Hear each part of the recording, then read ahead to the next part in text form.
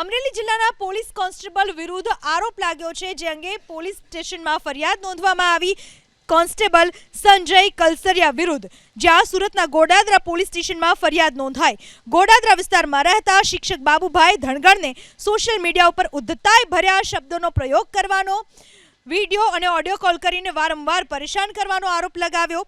એટલું જ નહીં, જ્યારે શિક્ષક બાબુભાઈએ સંસ્કાર અંગે ટકોર કરી તો પોલીસ કોન્સ્ટેબલ સંજય કલસરિયા વધુ ઉશ્કેરાયો અને મેસેજમાં જ શિક્ષકને અપશબ્દો બોલ્યાનો આરોપ લગાવ્યો। આ અંગે પરિવારજનોએ જ્યારે ફોન કરીને આરોપીને રોકવાનો પ્રયાસ કર્યો તો તેમને પણ અપશબ્દો બોલાવ્યાનો શિક્ષકને આરોપ લગાવ્યો। પોલીસ કોન્સ્ટેબલના સતત ત્રાસથી કંટાળીને આખરે શિક્ષક બાબુભાઈ ગોડાદરા પોલીસ સ્ટેશન પહોંચ્યા, ફરિયાદ નોંધાવી।